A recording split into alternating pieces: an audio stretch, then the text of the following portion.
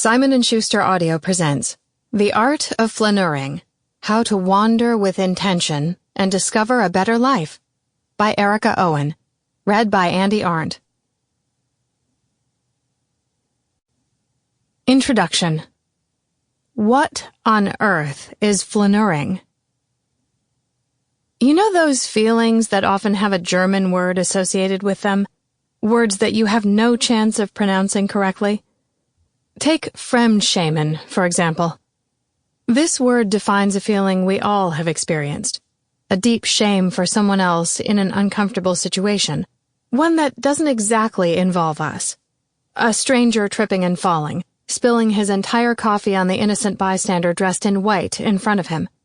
A server trying to explain to a vegetarian that her veggie burger is actually a real meat burger after she's already taken a bite.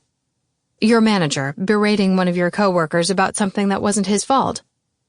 Flaneur isn't a German word, it's French, but it falls into the same bucket of expressions. It describes an action and a way of being that you may never have realized there was a word for. In the 19th century, the word flaneur referred to a well-to-do, dandy type of white man, and usually a Parisian, who would idly stroll through the streets of a city, carefully observing his everyday surroundings and finding the beauty in what many would consider the mundane. The kind of strolling these early flaneurs did was always done with a romantic mindset, or a greater focus on finding meaning in the cracks in the street than getting somewhere specific.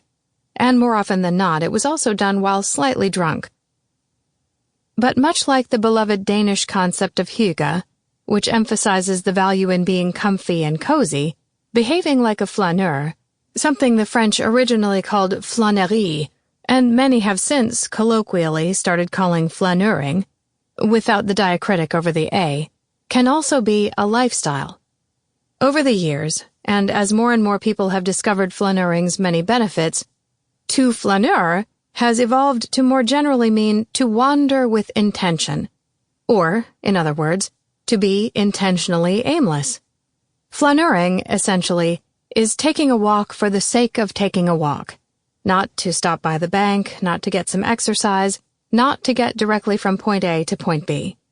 All these things can happen while you're flaneuring, but the objective of a flaneur is to enjoy the journey for what it is, to look outward and let what you see influence your inward thoughts, to be a part of the scenery while also taking a moment to deeply appreciate the environment that surrounds you. Here are a few brief examples of ways you can easily incorporate some flaneuring in. Sample complete. Ready to continue?